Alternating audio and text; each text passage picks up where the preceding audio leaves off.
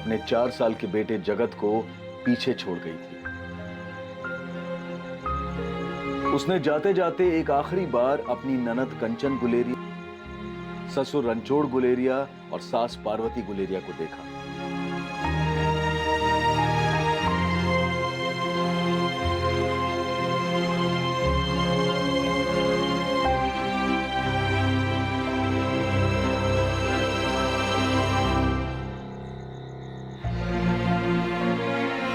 और फिर बाहर निकल गई, अपने घर से दूर, अपने अंदर के समेटे हुए दर्द से दूर।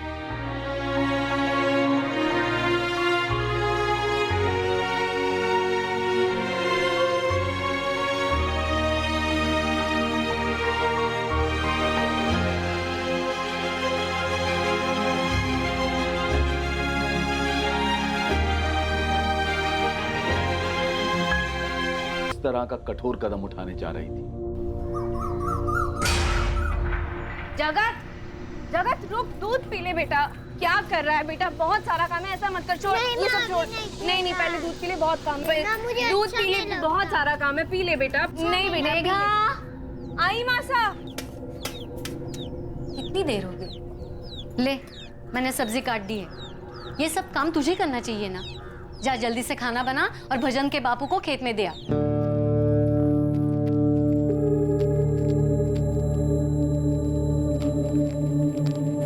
देर हो गई बाबूजी। चल आगे से जल्दी आना। सुन, रुक जरा। अरे कुछ खाकर जा। हाँ बेट। बाबूजी वो घर पे बहुत काम है, मैं घर पे खा लूंगी। कैसी है मेघा?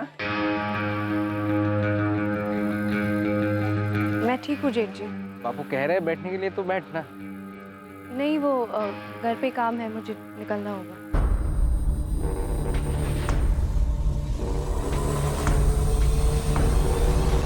जगत पूछ रहा था बापू दिल्ली कब बुलाएंगे और कितना वक्त लगेगा। हम दोनों को यहाँ पे नहीं रहना है। बस थोड़े दिन रुक जा मेघा, 2 पैसे इकट्ठा कर लेने दे, उसके बाद मैं तुझे और जगत को बुला लूंगा अपने पास। तुझे तो पता है मैं खुद तेरे भाई और उसके पत्नी के साथ रहता हूँ। बहुत छोटा सा कमरा है। वहाँ अपना कमरा कब तक हो जाएगा? थोड़ा टाइम तो लगेगा, आसान नहीं है। यहाँ किराए पे कमरा लेने के लिए बहुत सारा पैसा जमा करना पड़ता है। हमारी बहुत याद आती है। मैं कौन सा सुकून से हूँ तुम दोनों के बिना यहाँ। मेरी तो आंखें तरस गई तुम दोनों को देखे हुए। तो ले चलो ना हमें यहाँ से। मेघा, कोई तकलीफ है वहाँ? हे मेघा, बोलना क्या हुआ? कुछ नहीं हुआ है, मैं ठीक हूँ। तेरी आवाज से लग रहा है तू कुछ छुपा रही है। मुझे तकलीफ है पर बता नहीं रही। नहीं, कोई परेशानी नहीं है।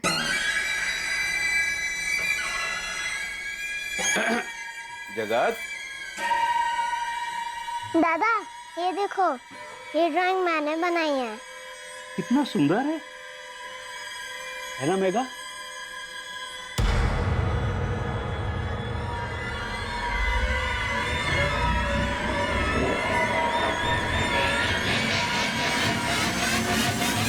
मेघा, कितना सुंदर मोर बनाया इसने।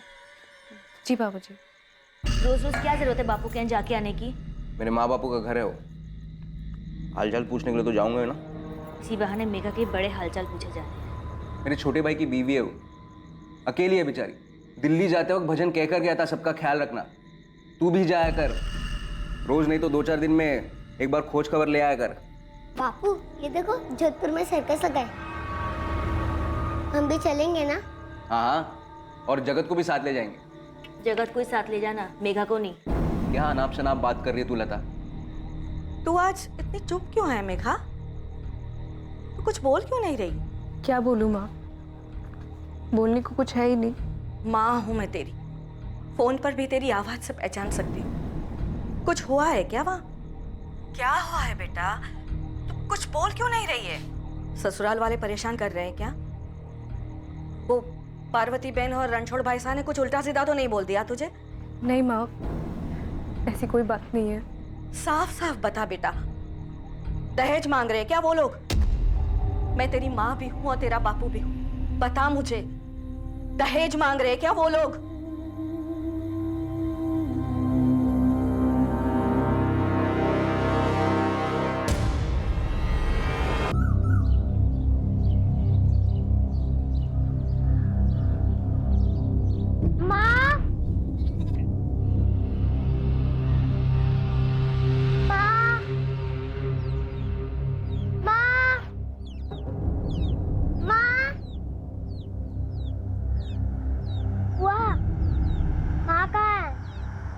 रसोई में होगी, देखना। नहीं मिल रही। जाके दादी से पूछ जा। दादी, माँ कहाँ है? अरे कहाँ होगी? होगी यहीं कहीं। मैंने सब जगह ढूंढा, नहीं मिल रही। बाहर जाके देख जा। मैंने उधर भी देखा, नहीं मिल रही। मैं जब उठा तब कमरे में भी नहीं थी। भाभी, भाभी, भाभी आप यहाँ हो क्या? भाभी,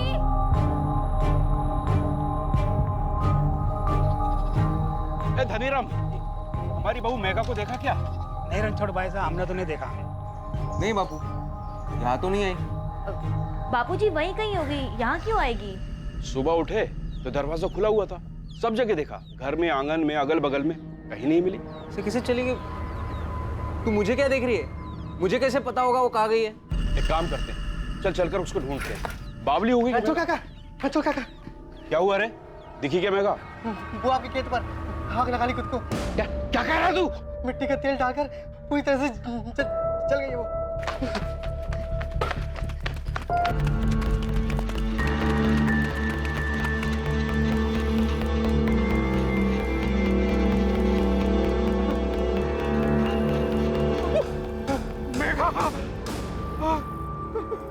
ये कैसे हो गया रणछोड़ भाई साहब? पता नहीं भाई साहब ये कैसे हो गया। सुबह जब हम सोकर उठे तो ये मेघा घर पर। वो रात में तेल का डब्बा लेकर घर से निकल गई और किसी को कुछ पता ही नहीं चला। कोई आवाज नहीं हुई क्या? कोई आवाज नहीं सुनी, मेरी बेटी ने कोई आवाज नहीं सुनी, इसकी सास ने कोई आवाज नहीं सुनी, इसका बेटा वो तो इसके पास ही सोता है साहब, उसने भी कोई आवाज नहीं सुनी।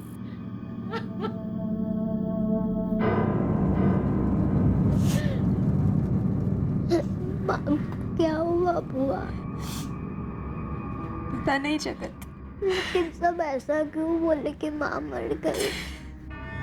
समझ में नहीं आ रहा ऐसा क्या हुआ जो उसने आत्महत्या कर। कल रात को कोई झगड़ा हुआ था क्या? नहीं रे लता, ऐसा कुछ भी नहीं हुआ, और झगड़ा होता तो आवाज सुनाई दी थी। सोने से पहले भी कुछ भी नहीं बताया मेघा ने। ये आप क्या बोल रहे हैं भैया? ऐसा कैसे हो सकता है? मेघा आत्महत्या? मुझे भी कुछ समझ नहीं आ रहा भजन। तेरी तो रोज बात होती थी ना उसके साथ, तू फोन करता था उसे, उसने तुझे कुछ कहा था? आप क्या पूछ रहे हैं भैया? मुझे कुछ समझ में नहीं आ रहा है। यहाँ किसी को अंदाजा नहीं है भजन, मेघा ने अपने आप को आग क्यों लगाई है? अभी जैसलमेर में उसकी माँ तक बात पहुंचाई है।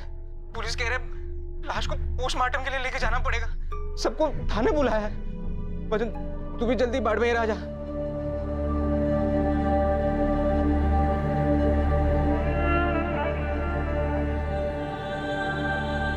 भैया मेरे जीजा जी को देखा क्या? हाँ भजन जी, जीजा जी आपसे कुछ कहा था क्या उसने? मेघा के परिवार के साथ उसका भाई गुंजन भी इस सवाल का जवाब ढूंढ रहा था कि आखिर मेघा ने आत्महत्या क्यों की। मेघा की खबर मिलते ही उसकी मां गायत्री चौहान तुरंत जैसलमेर से बाड़मेर के लिए निकली, जहां मेघा की लाश का पोस्टमार्टम किया जा रहा था। मेघा गुलेरिया ने आत्महत्या क्यों की थी, इस सवाल के साथ एक और अहम सवाल खड़ा हो गया था कि क्या मेघा ने वाकई आत्महत्या की थी? मेघा गुलेरिया ने आखिर आत्महत्या क्यों की थी? उसने एक कठोर कदम क्यों उठाया? या फिर ये एक हत्या थी जिसे किसी ने बखूबी आत्महत्या का रंग देने की कोशिश की? मर्डर है या नहीं, ये एनालाइज करना बहुत मुश्किल है। डॉक्टर विक्टिम की मां का कहना है पीड़ी सुसाइड नहीं कर सकती। डेड बॉडी बुरी तरह से जल चुकी है। ऐसे में जलने से पहले अगर स्ट्रगल हुआ भी होगा तो उसका कोई निशान ढूंढ पाना अब पॉसिबल नहीं। डेड बॉडी को देखकर मैं इतना कह सकता हूं कोई हथियार का इस्तेमाल नहीं किया गया है। उन्होंने उसे मार डाला और मिलकर ये सब नाटक रचा रहे हैं। गायत्री जी, हम रिपोर्ट लिख रहे हैं और सबसे सवाल किए जाएंगे। क्या मेघा के ससुराल वाले उसे दहेज के लिए परेशान करते थे? मेरी बच्ची भीतर ही भीतर सारे दुख दर्द दबा कर बैठी थी, कुछ बोल ही नहीं थी, पर उसकी खामोशी में महसूस कर पाई और समझ गई थी कि उसे उसके ससुराल वाले परेशान कर रहे थे। दहेज वहेज की कोई बात नहीं है साहब, मेघा से कभी हमने एक ढेला तक नहीं मांगा। से ब्याह करके आई, हमने कभी भी कुछ भी नहीं मांगा। पता नहीं ये दहेज की बात कहाँ से आई। आप लोगों ने कुछ नहीं किया तो ऐसे ही बिना वजह आपकी बहू घनी रात में अपना बच्चा छोड़कर घर से मिट्टी का तेल लेकर निकल गई, खुद को जला। साहब हमने उससे कभी कुछ नहीं मांगा, अब उसने ऐसा क्यों किया हमें नहीं पता। अगर दहेज नहीं मांगा तो क्यों जला लिया उसने खुद, या फिर मारा गया उसे? मेघा की माँ ने कंचन माँ और बापू का नाम लिया भजन, बोल रही है ये सब दहेज मांग रहे हैं। तुझे सामने आकर बोलना पड़ेगा भजन। तू बता, क्या माँ और बापू मेघा से दहेज मांगेंगे? आप बताइए, अगर कुछ हुआ नहीं तो मेघा ने ऐसा क्यों किया? उसने हमें बिना बताए कदम उठाया भजन। तू बोल, तुझसे कुछ कहा था उसने? किराए पर अगले महीने में ले रहा हूँ, 2 हफ्ते में गांव आ रहा हूँ तुझे और जगत को लेने। मेघा अब तो खुश है ना? अब यहीं पे रहेंगे साथ में दिल्ली में, और जगत के लिए अच्छा स्कूल भी देख लिया है। मेघा कुछ बोलना। हाँ। मेघा क्या हुआ? हफ्ते भर से देख रहा हूँ तेरी आवाज कुछ अजीब सी लग रही है मुझे। कुछ हुआ है क्या? कुछ नहीं हुआ है, सब ठीक है। घर में उसकी किसी से कोई बातचीत नहीं हुई। अगर हुई होती तो हमको पता चलता कि उसके दिमाग में क्या चल रहा है, तो हम लोग उसे कम से कम उसे समझाने की कोशिश तो करते हैं। देखो भाई, हम पंचायत के मुखिया भले ही हों, पर ये दहेज के दबाव में आत्महत्या का मामला है तो हम पुलिस पे जोर दे ही नहीं पाएंगे। और जब मेघा की माँ कह रही है कि आप लोगों ने दहेज मांगा है, तो किसी के परिवार के अंदर की बात में हम दखल कैसे दे सकते?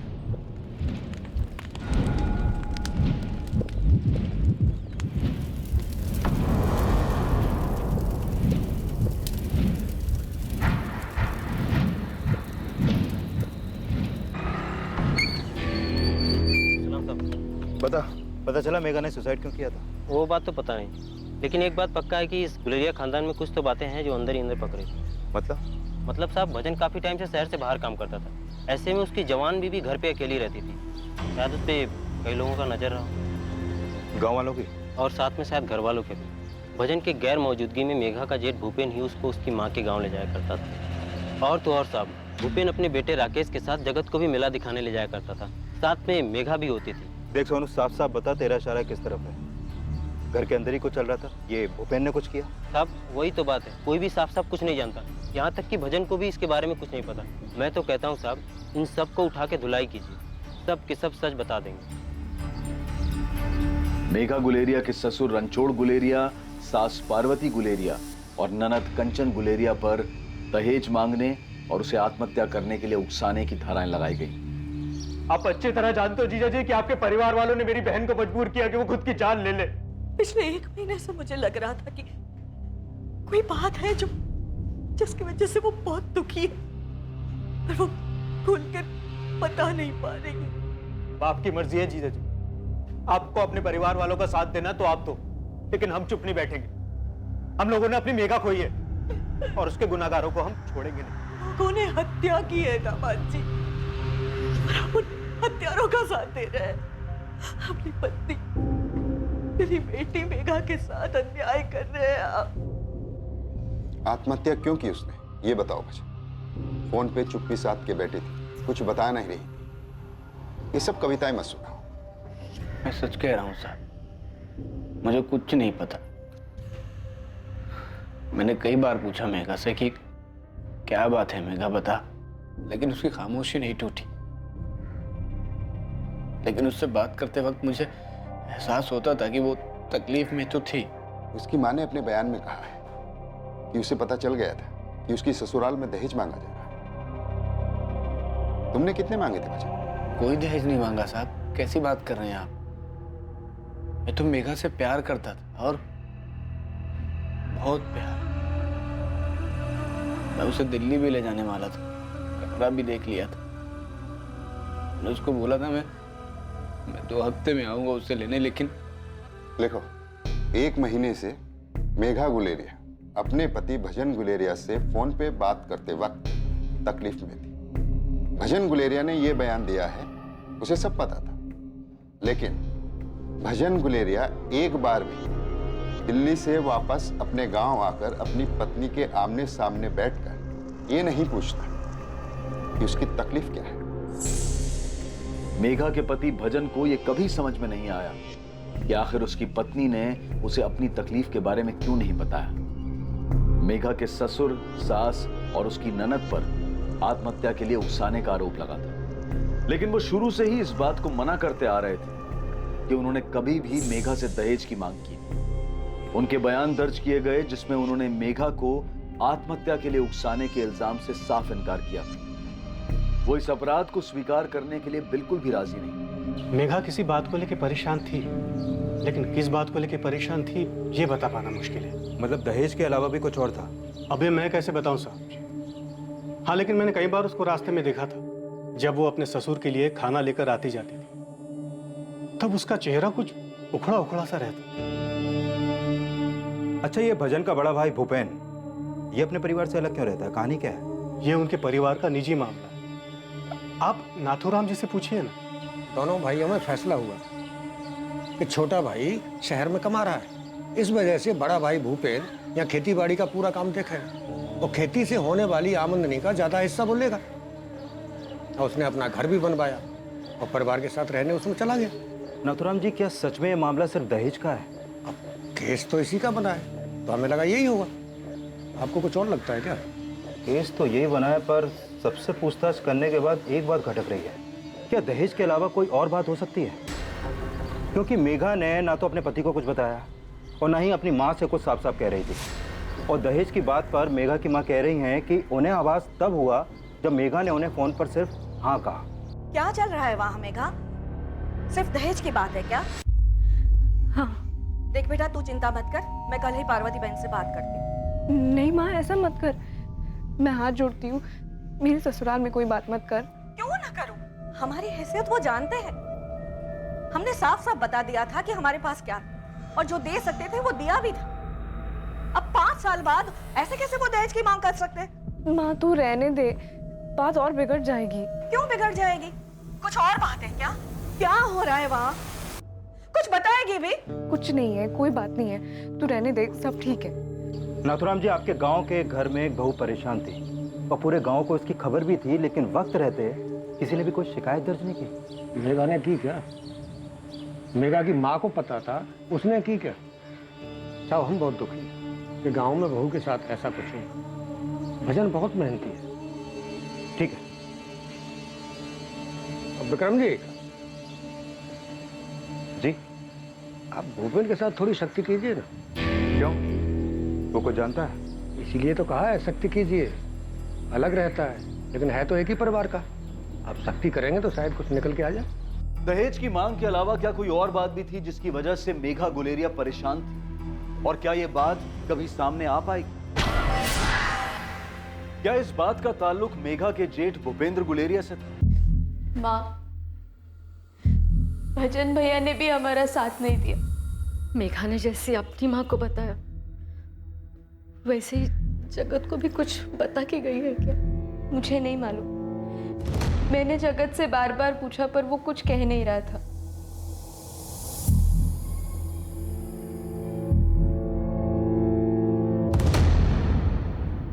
हाँ, वो तकलीफ में थे क्या बेटा? दादी और दादा ने माँ को बहुत परेशान किया था। बुआ माँ पे चिल्लाई थी क्या? तेरे को कुछ बोला था माँ ने? बड़े पापा ने माँ को कुछ कहा था क्या? माँ रो रही थी क्या?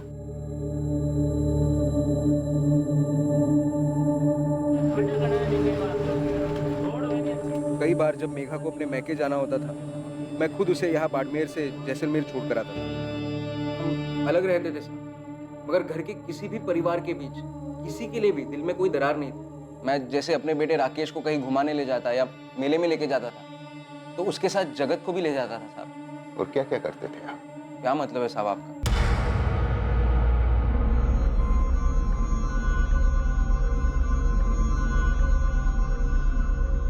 जो भी पूछना है साफ साफ पूछिए साहब। एक तो आप लोगों ने मेरी माँ, बापू और बहन कंचन को अपनी हिरासत में रखा है दहेज के आरोप में। आप ही सोचिए साहब, अगर उन्होंने मेघा से दहेज मांगा होता तो मेघा इतनी बार अपने मैके जाती थी, कभी उसने अपनी माँ से क्यों नहीं कहा? फोन पर इतना बात करती थी। खास उसके लिए भजन ने घर पे फोन का कनेक्शन लगाया था, फोन पर किसी को बताती, मगर नहीं बताया। मैं नहीं जानता साहब आपको ये सब किसने बताया। अच्छी भली खुश थी मेघा हमारे घर में, सब उसका ख्याल रखते थे, जगत से भी सब लाड करते थे साहब। इतना ही प्यार था तो सुसाइड क्यों किया उसने? मैं नहीं जानता साहब, और ये भी नहीं जानता कि उसने आत्महत्या क्यों की।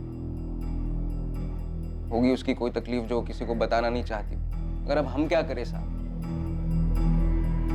मेरा पूरा परिवार जेल में सड़ रहा है, बेल नहीं हो पा रही है।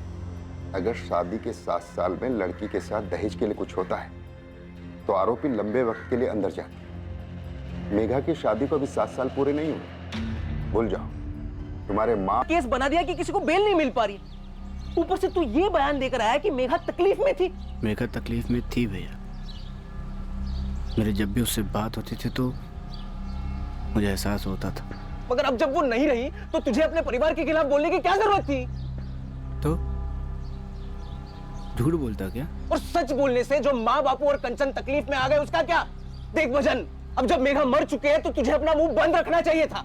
ये सच और झूठ एक तरफ है, मगर जब परिवार की बात आती है ना तो सिर्फ परिवार मायने रखता है और कुछ नहीं। और मेघा, वो हमारा परिवार नहीं थी क्या? बेवकूफों जैसी बात मत कर। तू तो पहले दिन से उस मेघा के प्यार में अंधा और बावला हो गया था, मगर अब वो मर चुकी है। अभी आंखें खोल। देख, मैं कुछ नहीं जानता, तू पुलिस में जो भी बयान दे के आया वो रहने दे, मगर अब तू अदालत में ऐसा कुछ नहीं बोलेगा कि मेघा ने तुझसे कहा था कि वो तकलीफ में थी। तेरी बीवी अब मर चुकी है, मगर माँ बाप और कंचन अभी भी है। अगर उन्हें कुछ भी हुआ ना तो उसका जिम्मेदार तू होगा।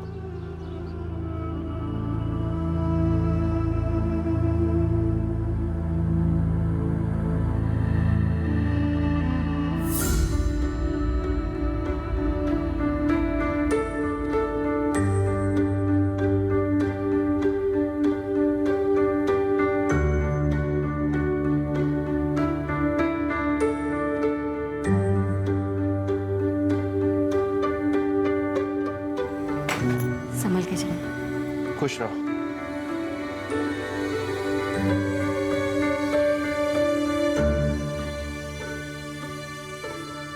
सुनो, सुनो।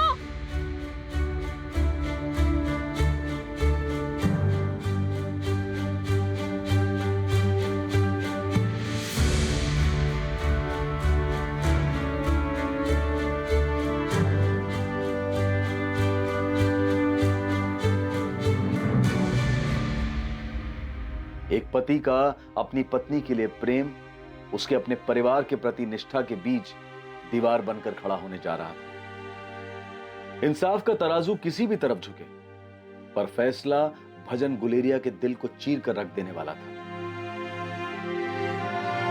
योर ऑनर, यहां पर हर कोई एक ही बात बोल रहा है। मेघा परेशान थी, तकलीफ में थी। मेघा गुलेरिया से गुलेरिया परिवार वाले दहेज की मांग कर रहे थे और दहेज के लिए उसे टॉर्चर कर रहे थे, जिसकी वजह से उसने आत्महत्या की। लेकिन योर ऑनर, इस बात को साबित करने के लिए किसी भी तरह का सबूत अब तक पेश नहीं किया गया। योर ऑनर, केरोसिन कैन जो गुलेरिया परिवार के किचन से है। गुलेरिया परिवार के घर का दरवाजा खुला पाया गया 8 सितंबर की सुबह। मेघा गुलेरिया कहीं भी किसी को भी नहीं मिली, ढूंढने पर भी नहीं, और खेतों में मिली, वो भी जली हुई हालत में। योर ऑनर, एक 23 साल की औरत जिसने अपनी मां से साफ साफ कहा था, उसकी मां यानी कि गायत्री जी ने अपने स्टेटमेंट में मेघा गुलेरिया के ससुराल द्वारा मेघा से दहेज की मांग की थी, और यही बात उसने कोर्ट में भी कही थी। लेकिन सबूत कहां है योर ऑनर? मेघा ने अपनी मां के साथ फोन पर बातचीत की, यह सबूत नहीं हो सकता।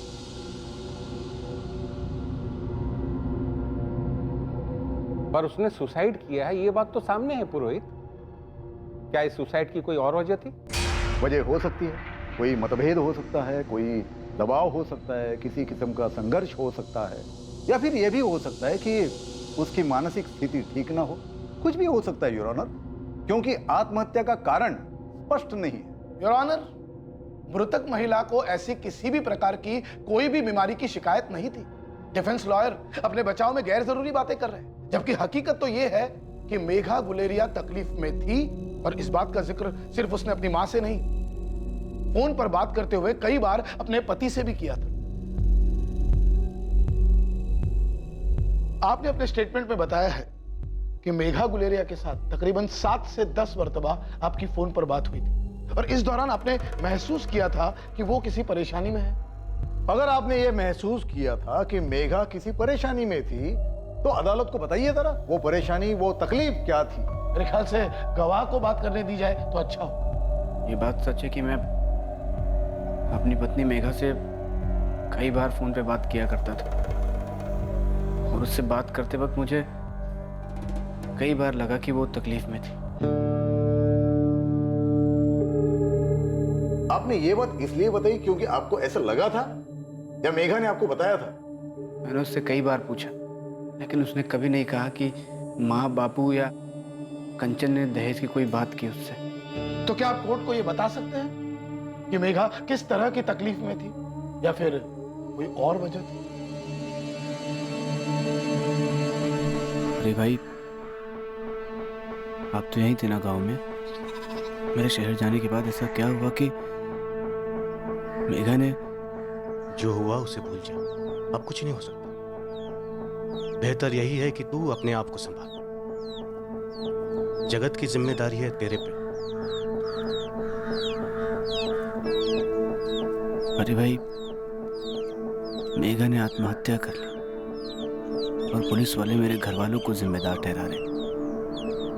ऐसे में सच क्या है, झूठ क्या है, जाने बगैर सोचना कैसे छोड़ दूं? आप ही बता दो। मेरे पीठ पीछे मेरे घर वालों ने मेघा के साथ कुछ किया था क्या? मुझे लगता है शायद मेघा तेरे घर में खुश नहीं थी। कोई तो बात थी जो उसे खाए जा रही थी। कौन सी बात थी? अरे भाई, क्या बात थी? मेघा ने कभी आपको बताया या आपने देखा हो? वो शायद शायद क्या? अरे भाई, शायद क्या? शायद उसे तेरे घर वालों की कोई बात बुरी लगी थी। अब किसने क्या किया मुझे ये तो नहीं पता। हाँ, लेकिन वो जल्द से जल्द तेरे पास शहर में आना चाहती थी। उर्मिला काकी, मेघा ने कभी आपसे कोई बात की थी? बात तो अक्सर हो जाती थी भजन, लेकिन उसने कभी कुछ बताया नहीं मुझे। हाँ, उदास उदास सी रहती थी मेघा, लेकिन मैंने भी कभी कुछ पूछा नहीं। और अब जो तेरे घर वालों पे आरोप लगा है, कभी सोचा नहीं था कि तेरे माँ, बापू, कंचन मेघा के साथ घर के अंदर ऐसे व्यवहार करते होंगे। मुझे भी समझ में नहीं आ रहा है। मेघा ऐसा कुछ करने से पहले एक बार मुझसे बात क्यों नहीं की? लेकिन अब जो दहेज की बात सामने आई है, शायद शायद शायद क्या काकी? भजन, तू अपने घर वालों के साथ खड़ा रह। देख, मेघा तो चली गई, अब वो वापस नहीं आएगी। मैं नहीं जानता कि मेघा ने आत्महत्या क्यों की। योर ऑनर, भजन और गायत्री की गवाही में पिछले महीने भर में मेघा के साथ फोन पर जो बातचीत हुई, उसमें एक ही बात बोली जा रही कि मेघा परेशान थी। लेकिन पोस्टमार्टम रिपोर्ट इस तरफ साफ इशारा कर रही है कि यह आत्महत्या है, क्योंकि बॉडी पर किसी भी तरह के घाव, अन्य कोई भी निशान नहीं पाए गए। योर ऑनर, सबसे पहली बात, पीड़ित की लाश बहुत ही बुरी तरह से जली हुई हालत में पाई गई है। अगर ये हत्या है, ऐसा साबित करने के लिए कोई सबूत ही नहीं है। इसीलिए तो कहा कि अगर ये हत्या है तो लाश इतनी बुरी तरह से जली हुई हालत में मिली है कि किसी भी प्रकार की कोई चोट या कोई निशान इसका पता लग पाना बहुत ही मुश्किल था। योर ऑनर, इस पूरे मामले में दो बातें बहुत अहम है जो अभी तक साबित ही नहीं हुई है। पहली बात, आईपीसी सेक्शन 498A इस पूरे मामले में दहेज के मांगे जाने का कोई भी सबूत नहीं है। दूसरी बात, आत्महत्या के लिए उकसाने की। इन दोनों बातों को प्रूव करने के लिए कोई भी सबूत अभी तक पेश नहीं किया गया। ये कोई असामान्य बात नहीं। बहुत से दहेज के मामलों में सामाजिक दबाव में आकर औरतें चुप रह जाती हैं और केसेस रिपोर्ट नहीं किए जाते हैं। योर ऑनर, उस चुप रहने वाली महिला की जिंदगी में एक मजबूत माँ, एक देखभाल करने वाला पति भी था, लेकिन इन दोनों को भी उसने कुछ नहीं बताया था। ये नहीं बताया था कि उसकी सास, ससुर और ननंद दहेज के लिए उसे टॉर्चर कर रहे हैं। इसके पति ने अदालत में बताया कि वो अपनी पत्नी से कितना प्यार करता था, लेकिन उसके बावजूद उस पत्नी ने अपने पति को कुछ भी नहीं बताया था। योर ऑनर, अगर दहेज के लिए टॉर्चर नहीं किया गया है तो फिर उसने आत्महत्या क्यों की? यही तो सवाल है योर ऑनर। बिना किसी को अपनी तकलीफ बताए उसने अपनी जान ले ली, लेकिन इसका यह मतलब तो नहीं होता ना कि उसके ससुराल वालों ने दहेज के लिए उसे टॉर्चर किया और उसे आत्महत्या करने पर मजबूर कर दिया। योर ऑनर, दहेज के मामलों में चुप्पी असामान्य नहीं है, लेकिन और एक बात है जो असामान्य नहीं है। ऐसी कई सारी बीमारियां हैं जिसके बारे में कोई किसी को कुछ भी बताना नहीं चाहता। इसमें कोई शक नहीं है कि उसने आत्महत्या ही की, लेकिन उसके उठाए गए इस कठोर कदम का असल कारण का पता ना होने की वजह से इसे दहेज का केस समझ लेना यह उचित नहीं होगा। योर ऑनर, मेघा गुलेरिया की आत्महत्या की सुनवाई पूरे 2 साल तक अदालत में चली और उस दौरान गुलेरिया परिवार टूटते हुए दिखा। शायद इस केस का सच आत्महत्या करने से पहले मेघा की साधी गई चुप्पी के साथ ही जा चुका था। मेघा की मौत ने कई सारी जिंदगियां तबाह कर दी और अब आगे उसके केस। एक 23 साल की महिला का अपने ससुराल में आत्महत्या कर लेना बेहद दुखद है। उससे भी दुखद बात यह है कि वो एक मां भी थी। उसे न जाने किस परिस्थिति ने यह कदम उठाने पर मजबूर किया, लेकिन इस बात के कोई पुख्ता सबूत नहीं है जो वास्तव में सुनिश्चित कर सके कि मेघा गुलेरिया ने दहेज की मांग के कारण ही आत्महत्या की। अदालत मेघा गुलेरिया की मौत में तीनों आरोपी रणछोड़ गुलेरिया, पार्वती गुलेरिया और कंचन गुलेरिया को सबूतों के अभाव के आधार पर बरी करती।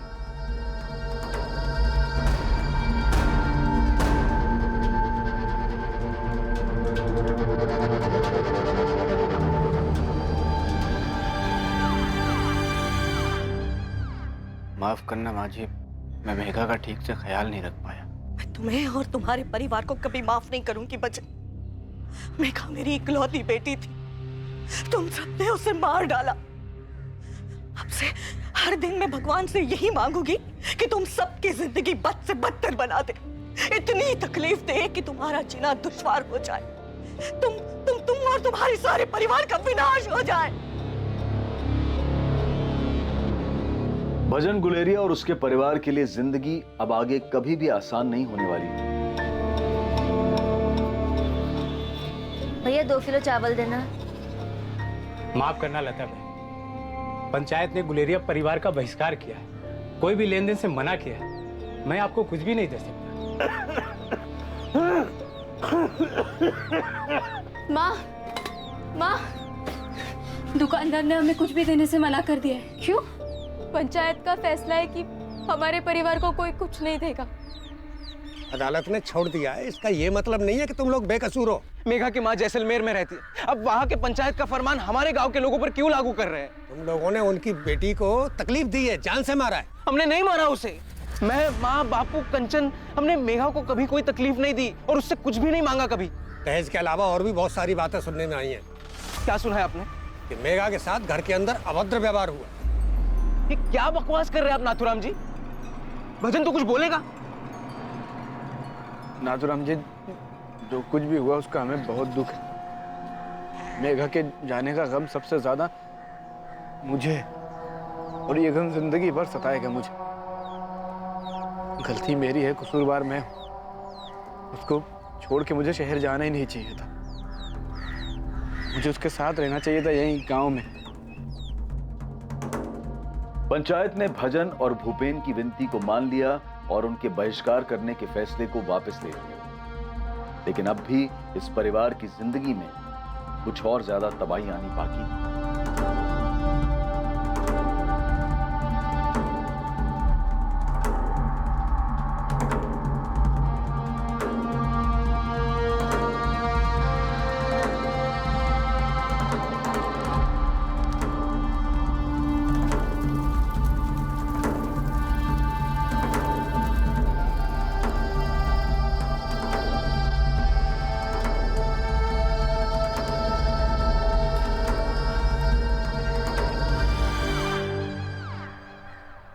प्रदीप के घर वालों ने कंचन से रिश्ता तोड़ दिया है भजन। बोल रहे वो जेल जाकर आई है। वो नहीं चाहते कि कंचन उनके घर जाए। माँ से बोल देना। मैं नहीं बोल पाऊंगा।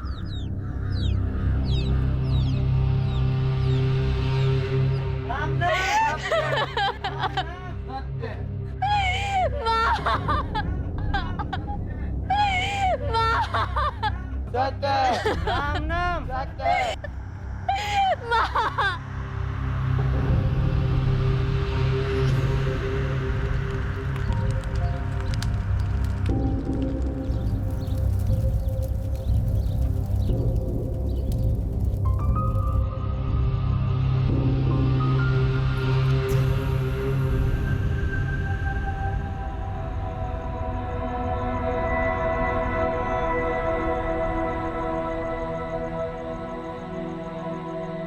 याद आती है बापू।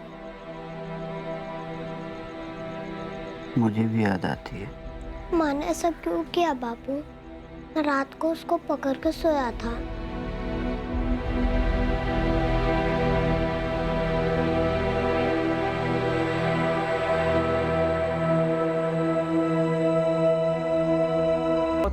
समझ ही नहीं पा रहा था कि मेघा की आत्महत्या करने की वजह क्या थी, और उस वजह को जाने बिना उसका मन शांत नहीं हो रहा था। इसलिए उसने उस सच का सामना करने की ठानी जो उसके मुताबिक मेघा की आत्महत्या का कारण हो सकता है। मेघा की माँ ने मुझे श्राप दिया था। देख, बापू भी चला गया और माँ भी चली गई। माँ और बापू अंदर से टूट गए थे भजन। मेघा रोज मेरे सपने में आती है और मैं हर बार उससे पूछता हूँ कि उसने ऐसा क्यों किया। ये सब दहेज की वजह से हुआ था। मैं नहीं मानता। मैं 4 साल यहीं पे था सबके साथ। माँ, बापू या किसी ने कभी दहेज की कोई बात ही नहीं की। काश वो हमें बता के जाती कि वो ऐसा कुछ करने वाली, क्यों करने वाली। काश हम उसे रोक पाते।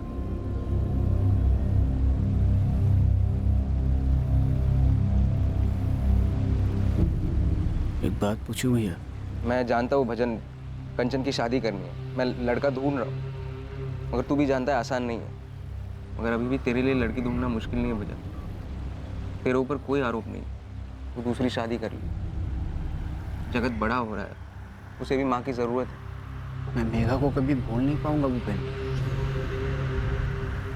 और हाँ, मैं आपसे भी कुछ पूछना चाहता हूँ। पूरा गांव मुझसे पूछना चाहता है। सब बातें भी करते, बस कभी कोई मुंह पे नहीं कहता। लता ने भी कई बार आड़े टेढ़े तरीके से पूछने की कोशिश की। नहीं पूछना चाहता है ना तू कि क्या मैंने या बापू ने कभी भी मेघा के साथ कुछ गलत किया? वो खामोश थी। मैंने कई बार कोशिश किया लेकिन उसकी खामोशी नहीं टूटी। मुझे कुछ बताने से ज्यादा खुद को आग लगाना आसान लगा।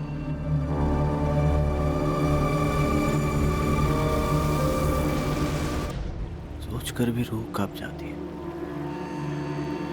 ना दर्दनाक रहा होगा। मैंने या बापू ने मेघा के साथ कुछ गलत नहीं किया। हम जानते थे कि वो दुखी थी। कई बार उससे उसका हाल पूछने की भी कोशिश की थी हमने। जगत, दादा ये देखो, ये ड्राइंग मैंने बनाई है। कितना सुंदर है ना मेघा? मेघा, बेटा इधर। देख रहा हूँ आजकल तू कुछ उदास से रहती है। नहीं बाबूजी, ऐसी कोई बात नहीं है। बेटे, माँ के घर जाना चाहती तो जाओ, आ कुछ दिन वहीं रह लेना। नहीं बाबूजी, मैं ठीक हूँ। नहीं बेटा, ठीक तो नहीं है। जब भी तू खाना देने आती है मुरझाई सी रहती है। कहीं कंचन ने तो कुछ नहीं कहा या पार्वती ने कुछ कह दिया? नहीं बाबूजी। बापू ने मुझसे कहा था पता कर। कई बार मैंने उसके साथ हंसी मजाक करने की कोशिश की। सोचा था उसका दिल बहल जाएगा। बापू के कहने पर कई बार उससे कहा तुम्हारी माँ के पास जैसलमेर छोड़ा था, मगर उसके मुंह पर वही खामोशी बंधी रही। तो जब आप लोगों को पता था तो आप लोगों ने मुझे क्यों नहीं बताया? क्या उसने तुझे कभी बताया? फिर तो रोज बात होती थी ना उसके साथ, जबकि उसकी आवाज सुनकर तू जान गया था कि वो ठीक नहीं है। पता नहीं क्यों खामोश रही। माफ करना भैया, मैंने आप पर और बापू पर जो बीत गया सो बीत गया भजन। मगर उसने ऐसा क्यों किया, ये जानने के लिए जितना तू अंदर से तिलमिला रहा है ना, नहीं हम भी बेचैन। तो फिर उसने ऐसा क्यों किया भैया? जब कोई तकलीफ नहीं थी उसे घर में, तो बिना कुछ बताए किसी को ऐसे रात में अचानक। मेघा ने ऐसा कदम क्यों उठाया, ये बात सिर्फ और सिर्फ एक ही आदमी जानता था। पर क्या वो आदमी सामने आकर कभी सच बोलता?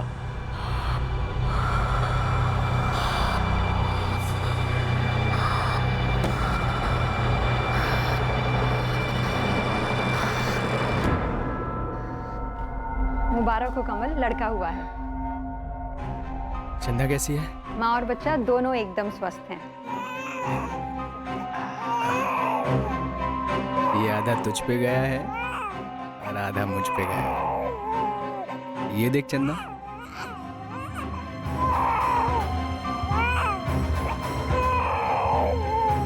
मुझे तो लगता है पूरा तुझ पे ही गया है कमल।